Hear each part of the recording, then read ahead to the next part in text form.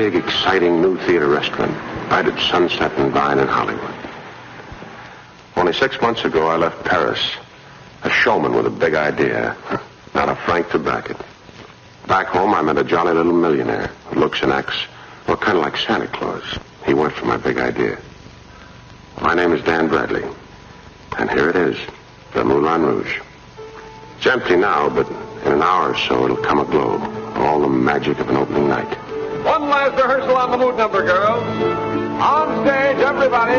There's time to rehearse the mood number just one more time. And after that, the gambler's coin will be spinning. Heads or tails.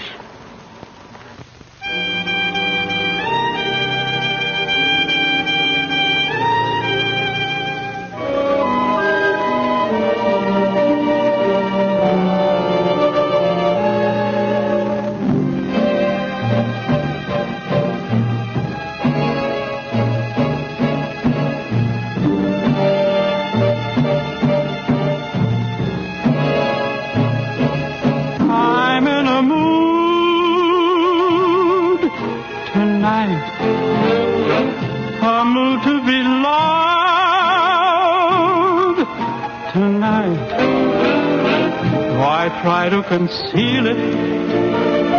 I really can feel it tonight.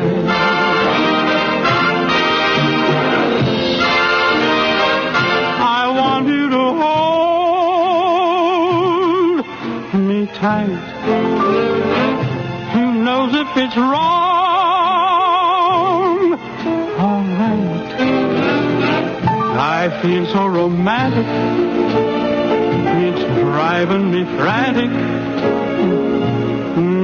tonight.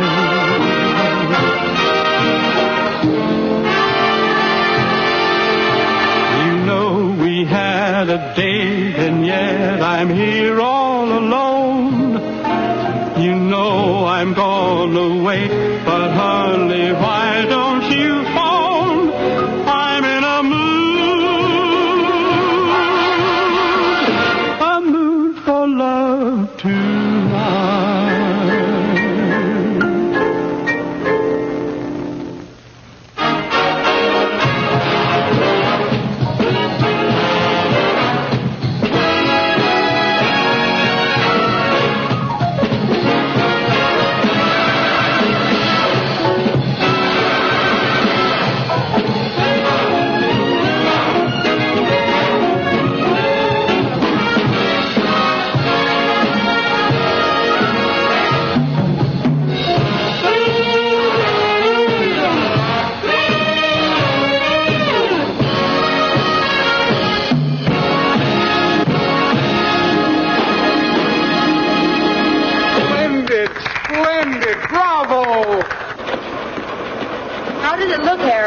Real fine.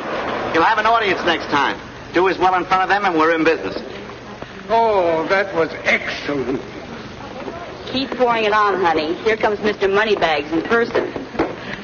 Oh, hello, Mr. Gaylord. How'd you like the number? Great, huh? Delightful, my boy, delightful. Oh, did that take me back to the lush old days in Montmartre. You spent a lot of time in Europe, didn't you, sir? Well, mostly Paris, my boy.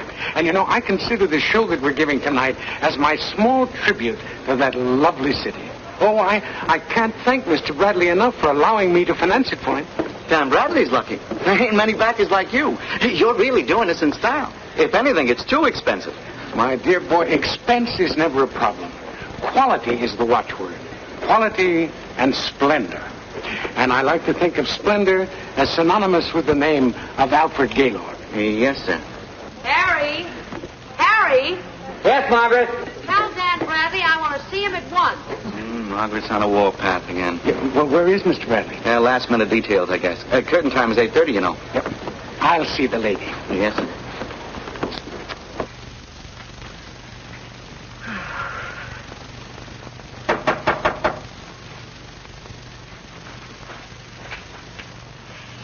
Come in.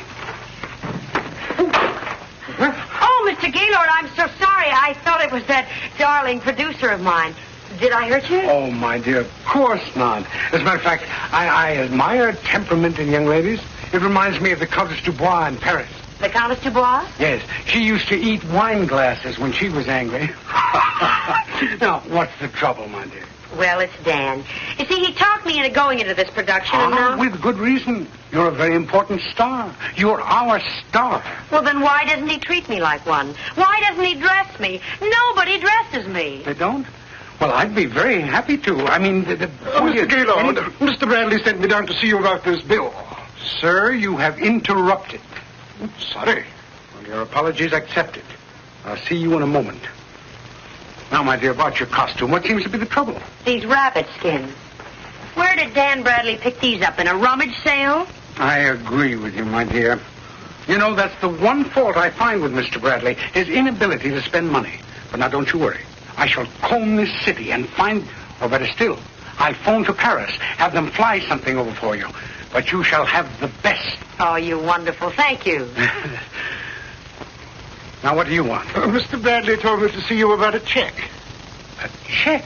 Yes, on account of the flowers I supplied for the show. Mr. Gaylord, sir. You supplied these, whatever they are? I distinctly told Mr. Bradley to bring mink. Real mink. Haven't you got any? Yes, sir, but I... Well, then bring it over immediately. Now, what is that thing? Oh, it's nothing, sir. Nothing. Just the bill. Well, give it to me. I'll handle it immediately. Give me a pen. Yes, sir. There you are. An acknowledgement of the receipt of goods and my signature. Thank you, Mr. Gaylord. Thank you. And I'm sorry I interrupted you, but I shall have the mink over here right away. You see how foolish it is to get angry, Monday? Oh, you're so cute. Only you were a few years younger. Well, I'm not so terribly... C'est la vie. Would you mind doing me a favor and tell Danny that I want to see him? Well, of course, my dear. Danny. Oh, it's Danny now. You are a young lady of many moods. Do you mean to say that you and Danny... Definitely. L'amour? But definitely, for sure. L'amour. Oh, l'amour.